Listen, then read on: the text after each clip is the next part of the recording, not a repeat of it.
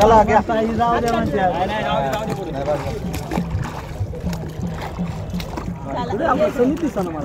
एका एकाने करा विसर्जन.